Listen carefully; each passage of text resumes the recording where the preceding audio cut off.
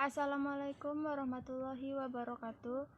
Saya Rini Mulyawati, NIM 200111080. Saya akan membacakan hasil diskusi kelompok kami pada bagian A, yaitu prinsip-prinsip supervisi.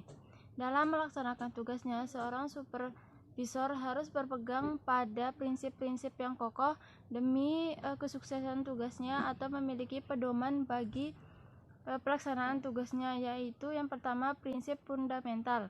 Setiap pemikiran, sikap, dan tindakan seorang supervisor harus berdasarkan sesuatu yang kokoh, kuat, serta dapat dipulangkan kepadanya.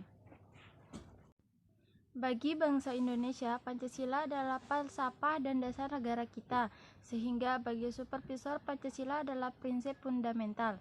Setiap supervisor pendidikan Indonesia harus bersikap konsisten dan konsekuen dalam pengamalan sila-sila Pancasila secara murni dan konsekuen. Dan yang kedua adalah prinsip praktik. Sesuai prinsip fundamental sebagai pedoman seorang supervisor pendidikan Indonesia, maka dalam pelaksanaannya sehari-hari mereka berpedoman pada prinsip positif dan prinsip negatif.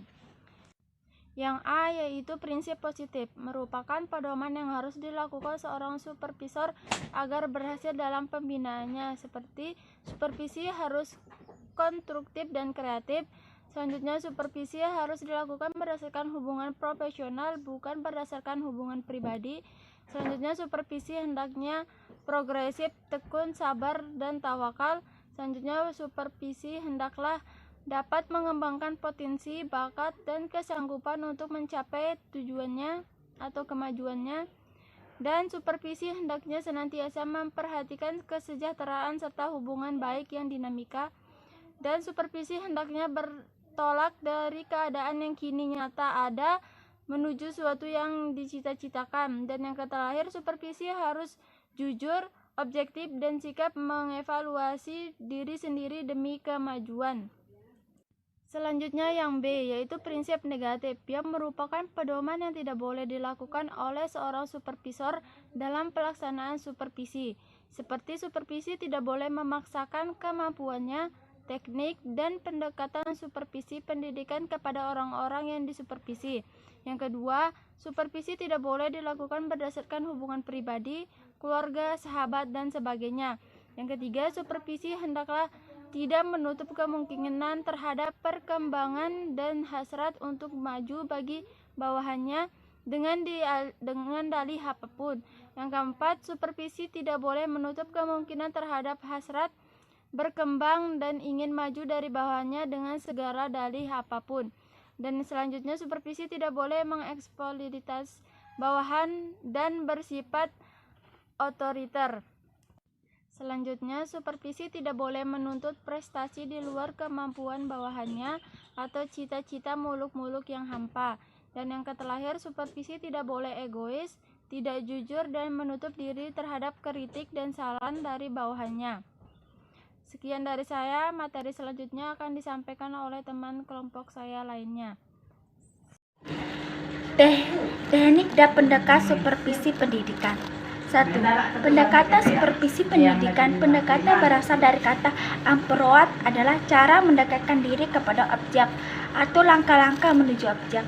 Sujana 2004 membagi pendekatan supervisi menjadi dua, yaitu pendekatan langsung dan pendekatan tidak langsung.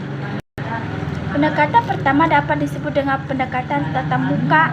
Kedua, pendekatan menggunakan perantara surat menyurat, media elektronik, media massa, radio, kaset, internet, dan sejenisnya. Pendekatan yang digunakan dalam menerapkan supervisi modern didasarkan pada prinsip-prinsip psikologis, yaitu pendekatan atau teknik pemberian supervisi sangat tergantung kepada prototip guru. A. Pendekatan langsung direktif. Pendekatan direktif adalah cara pendekatan terhadap masalah yang bersifat langsung. Oleh karena itu, guru memiliki kekurangan, maka perlu diberikan rangsangan agar ia bisa bereaksi lebih baik. Supervisor dapat menggunakan penguatan atau hukuman. Pendekatan seperti ini dapat dilakukan dengan perilaku supervisor seperti berikut ini. 1. Menjelaskan, menyajikan, mengarahkan, memberi contoh, menerapkan tolak ukur, dan menguatkan. Assalamualaikum warahmatullahi wabarakatuh. Perkenalkan, nama saya Ainun Jeriah, NIM 2001-1082, kelas 2C.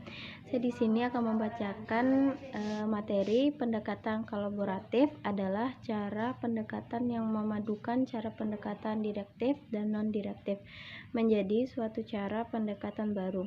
Pada pendekatan ini, baik supervisor maupun guru bersama-sama bersepakat untuk menetapkan struktur proses dan kriteria dalam melaksanakan proses percakapan terhadap masalah yang dihadapi guru. Pendekatan ini didasarkan pada psikologi kognitif. Psikologi kognitif beranggapan bahwa belajar adalah perpaduan antara kegiatan individu dengan lingkungan yang pada gilirannya yang berpengaruh dalam pembentukan aktivitas individu. Perilaku supervisor dalam pendekatan ini adalah sebagai berikut, dibagi menjadi 5. 1. Penyajikan, penjelasan, mendengarkan, memecahkan masalah, dan negosiasi. Metode dan teknik supervisi pendidikan. Metode dalam konteks pengawasan merupakan suatu cara yang ditempuh oleh pengawasan pendidikan guna merumuskan tujuan yang hendak dicapai baik oleh sistem perorangan maupun kelembagaan pendidikan itu sendiri. Teknik supervisi merupakan cara-cara yang ditempuh dalam mencapai tujuan tertentu, baik yang berhubungan dengan penyelesaian masalah guru-guru dalam mengajar masalah kepada kepala sekolah dalam mengembangkan kelembagaan, serta masalah-masalah lain yang berhubungan serta berorientasi pada peningkatan mutu pendidikan. Dalam supervisi dikenal dengan 2 teknik besar, yakni teknik individual dan teknik kelompok. Teknik individual antara lain berupa kunjungan dan observasi kelas, individual konferensi, kunjungan antar guru-guru, evaluasi diri, supervisory bulletin, profesional briefing. Sedangkan teknik kelompok antara lain rapat staf sekolah, orientasi guru, kurikulum laboratorium, panitia, perpustakaan profesional, demonstrasi, mengajar, lokakarya, dan seterusnya. Sekian dari saya. Assalamualaikum warahmatullahi wabarakatuh. Sekian dari kelompok kami. Bila ada salah kata, mohon dimaafkan. Assalamualaikum warahmatullahi wabarakatuh. Assalamualaikum warahmatullahi wabarakatuh. Kenalkan, nama saya Landa Salsabila, NIM saya 2001100076. Saya dari kelompok 6, profesi keguruan. Di sini kami akan menjelaskan makalah tentang supervisi pendidikan.